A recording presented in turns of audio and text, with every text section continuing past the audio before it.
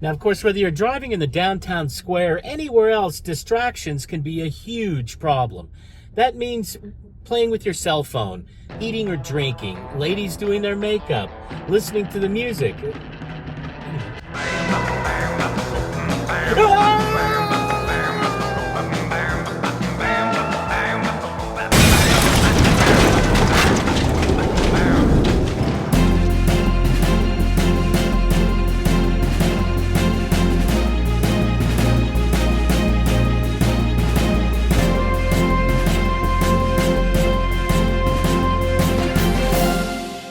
Well, good morning, ladies and gentlemen. Welcome back to a 2026 edition, the first one, in fact, of Houston County News. I'm SB reporter Greg Ritchie, and welcome back to the show. It's so nice to have you. And Miss Kendall Hickson is here as well. Kendall, it feels like I haven't seen you since last year. I know. I was just about to say that. So, first of all, I remember, because my wife and I got such a kick out of it, we're going to have to find one now. You were going to give your sister a tortilla blanket. Yes, I got Taylor a tortilla blanket. And whenever I was looking for tortilla blankets, because it's such a random thing that I was like, how do I find this? So I was going through Amazon and I typed it in, found tortilla blanket, and I clicked order, and I was like, whenever the delivery man gets here, he's gonna be like, what the heck? This weirdo. Yeah. Well, now it would have been cheaper instead of an actual tortilla blanket, just a bunch of tortillas just kind of stitched together. I think, yeah. But it might turn green after a while. Maybe. Well, how were your holidays, young lady? I know you did some traveling, saw a lot of family. Yes, sir. So we went to College Station to see my dad's side of the family. We stayed the night there and got to see all of my cousins, and some of them I hadn't seen in a while, so it was really nice to catch up with everybody. And you have a huge family, I know, so Yes. Yeah. Well, that's kind of a lost thing these days. Everybody used to have big families, and now there's smaller families. A lot of it's economic, but part of it's social.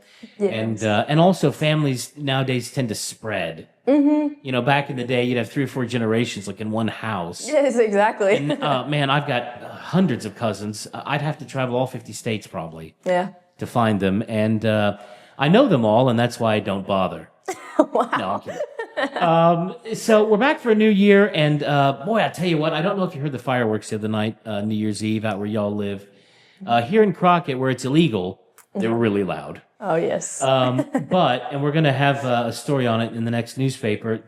I counted maybe 4 or 5 fires in acreage and forest and here and there. What? So I know many of you still have a few of them left over. Please be careful with them. It's it was so cold. And then now it's gotten warm again. Fine. Yes. But the wind has been so high, and there's not officially a burn ban, but that doesn't mean Still be cautious. A little cautious anyway, right? Well, coming up on the show today, we are going to learn how to drive in the downtown square. We're going to check in with some goings on at Crockett Police Department, and we're going to start all that right after this. At Darling Ingredients, we're more than a company. We're a driving force in transforming materials that others often view as waste into valuable products that feed animals, fertilize crops to fuel trucks and planes, and nourish people across the globe. From sustainable solutions that reduce food waste to innovative materials that shape industries, our work makes a meaningful impact in supporting daily life and demonstrates that sustainability and profitability can go hand in hand. From right here in Houston County to more than 15 countries around the world, Darling Ingredients, exactly as nature intended.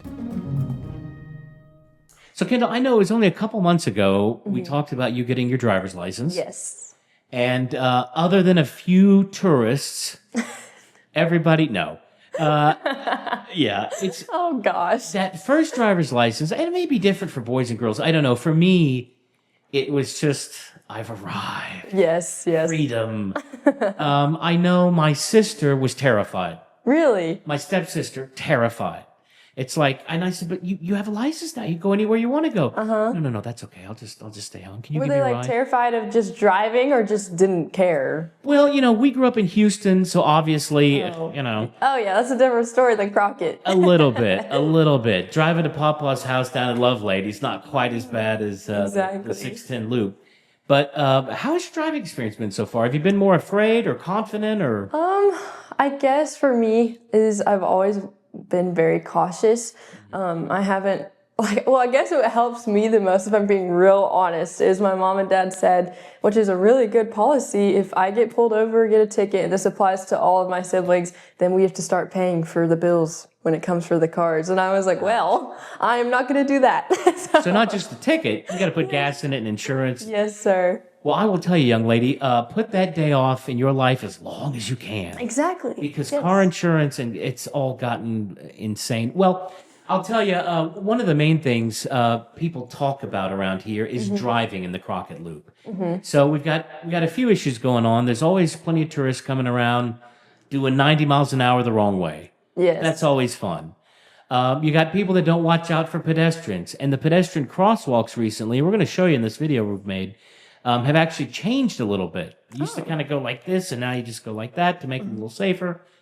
And then, of course, you've got the massive trucks coming through, which technically, my wife and I saw somebody getting stopped this morning by the police, a truck driver. I saw that. Did you see that? Yeah. So probably for not, there's huge signs that say no trucks with blinking lights, but if you drive a huge truck, why would you pay attention to signs? Exactly. But driving downtown can be an experience. So we know our podcast goes out. We're on the interwide world webs. Oh. I think they call it. And Al Gore invented it, and then Elon Musk came along and did something with the interwebs. Oh. So what it means is there are people listening right now that are not in this room. Honest, this is true. Okay. So for anybody who loves Crockett, comes to Crockett often, planning to come to Crockett, maybe you just lived on County Road 10,459 and you come to downtown Crockett and still get a little nervous.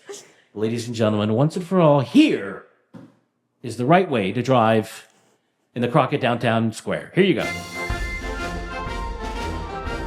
How to drive in the Crockett Square. Whether you were born and raised here or just hit town, driving in the downtown Crockett Square takes a little patience and a little care, even in the best of times. The square has 8 different access points.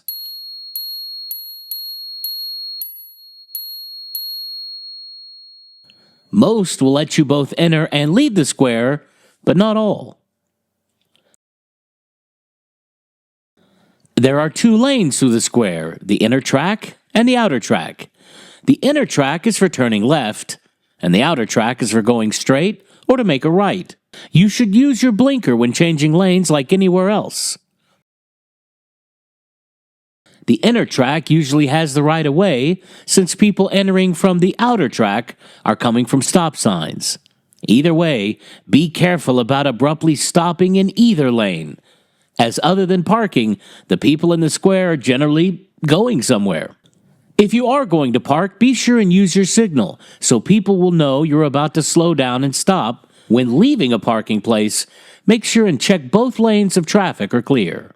Now, if you do see someone going the wrong way in the square, a typical reaction is to honk, flash your lights at them, and say rude things. The best way to handle this, however, is to stop and let them go by, since usually they'll be in a trance and have out-of-state license plates. Each corner of the square has pedestrian crossings.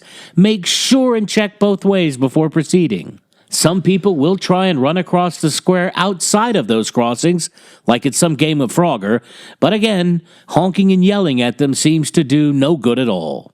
When entering the square, you'll have a stop sign, and you have only 2 choices: go straight or turn right. If you need to go left, you must go around the square and then go straight to or turn left on the street you wanted. Our local police keep a close eye on the downtown square, and speeding, failing to signal a lane change, or being from California can all be valid reasons to get a ticket.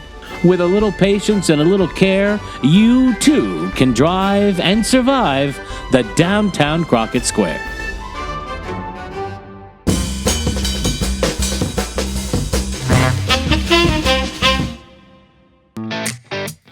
Houston County, Texas is a lot of things. It's our amazing cities and towns, Davy Crockett National Forest, and our fields and streams. It's cattle and lumber, manufacturing and tech support.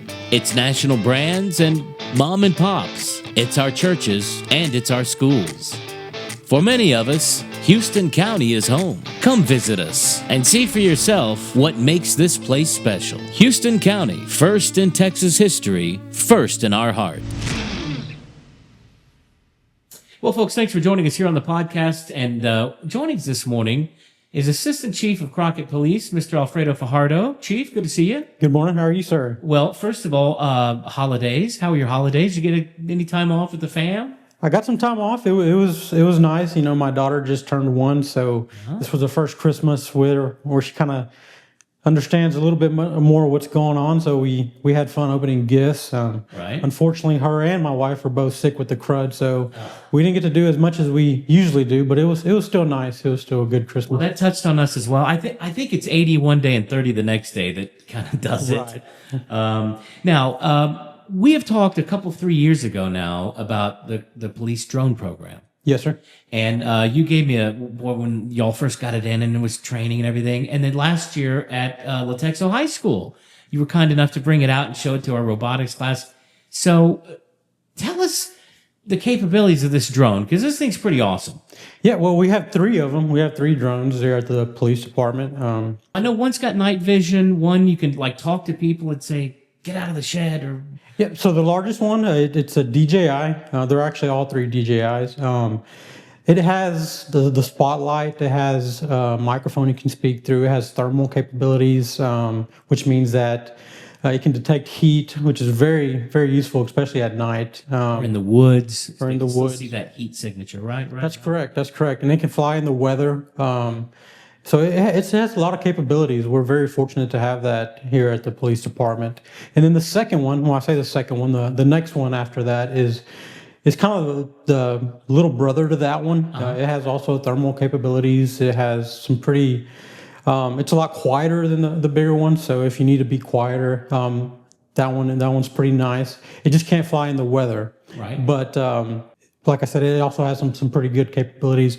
And then the third one, it's a little tiny drone that we use indoors. So if we need to go check an attic space if we're looking for a suspect and we need to maybe check an attic instead of sending an officer into the attic, we can send the drone up there. We've used it to search during search warrants. We will send it in first to look around before we actually send officers in. Prevent an ambush or... Correct. Wow. Correct. So if somebody's waiting for you, it at least lets you know that there's something inside. Of course, it can't open doors or look under beds or anything like that. So you still have to eventually send officers in, but at least you have a little bit of knowledge of what you're walking into. Clear a little space to get people. Now, I suggested right away to mount machine guns on these things and got totally turned down. But I know this is kind of a big deal because it's not just work here in Crockett. I know the sheriff's office and other agencies, search and rescue, these drones just stay really busy, don't they? Yeah, so it comes and goes. So, we have it's a couple months where we weren't getting called as much, but we've been called to Madison County several times. We've been called to Trinity County. The sheriff's office calls us quite a bit. And then, of course, we use it for our own purposes here in the city of Crockett. So we stay pretty busy. Actually, a couple of weeks ago, I got a call from Alabama Coshada Indian Reservation because they had a missing person. Unfortunately, we were out of pocket and we couldn't respond that day. But we've been called. It shows you what a big deal it is. Now, you're never going to say this on your own, so I'm going to say it for you. Is there anybody at CPD has experience in the training and kind of the go-to guy when it comes to flying and operating these drones? Well, I got to say, Lieutenant Milliken, who is our second drone operator, he's very knowledgeable. He's very capable, and he's really good, especially with that little drone. And there's another one at CPD as well. It's just us two. Right. I was talking about you, by the way, but I appreciate that. You and Lieutenant Milliken. Well, that's amazing. Where do you go from here? I mean, do you eventually want more drones, or do you work on better drones, or more bells and whistles on them, or what's the...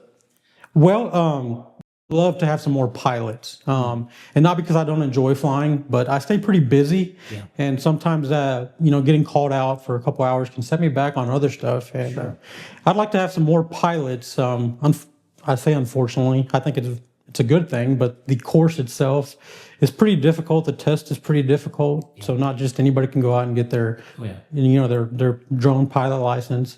So it's a very difficult course, but I would like to have some more pilots. And if we could add some more drones to the fleet, that way they're available all the time. Right. Because Lieutenant Milliken and I are not available all the time. Stuff comes up.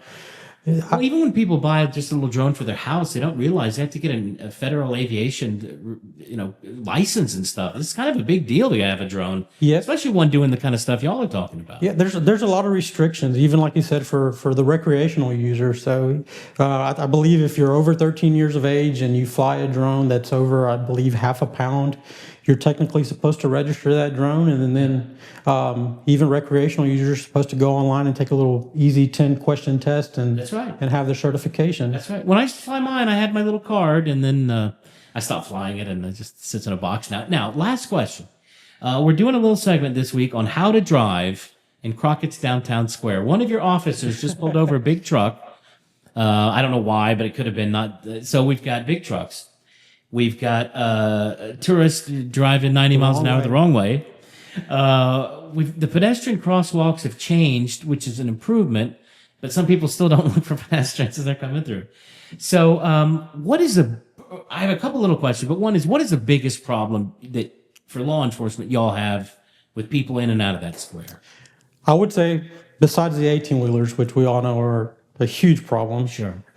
I would say it's just people not paying attention. Yeah. And that's us locals, and that's people coming through. I think if people slowed down a little bit and paid attention, I think the square would be a lot safer. Now, I will admit, I personally think it's very poorly designed. It's a difficult square. It's a busy little square. I think if people just slowed down, paid attention when they're backing up, when they're changing lanes, if they would use their turn signal when they're changing lanes, right? I think that would make the square a lot safer. Well, and I make fun of tourists going the wrong way, but as a local, I get to the square and I immediately look left. Because generally speaking, nobody will be coming right, or shouldn't be. Shouldn't be. But I'm looking left and I don't see the pedestrians coming to my right either. And I thought, I've gotten too good at the square. I got to stop myself. So a couple questions. If I come into the square from one of the stop signs, okay, any one of the four, the inner track has the right of way. Is that correct? So the way we look at it is that before you switch lanes from the outside to the inside or from the inside to the outside, you have to make sure it's safe to do so. Right. So technically, there's not really one that has a right of way. You just need to make sure it's safe before you switch lanes. If you switch a lane without making sure it's safe to do so, then you're technically in violation. Either way. Because the way it was explained to me, the inner track has the right of way because everyone else has a stop sign. And so when people stop in the inner track, most people aren't expecting it, but that's good to know. I didn't know that. And then do we need to put our signal blinker on when we go from inside, outer track, inner track, I guess for lack of a better name? You definitely should. And like I was saying earlier, I believe maybe us locals, we're the worst about just assuming that the person knows what we're about to do, and just, they can read our minds, but you need to use your turn signal when you're switching lanes. Just to make sure that the person knows that what you're about to do. All right. See, thank you, Chief. That was simple enough. And Happy New Year. Happy New Year's.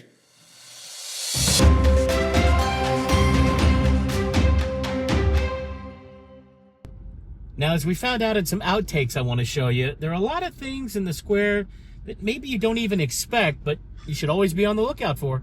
Greg drives in the square. Take one. And action. Now, the most important thing about driving in the square is... Greg drives in the square. Take 7. And action. Now, here's a pro tip for driving in downtown Crockett. Greg drives in the square. Take 19. And action.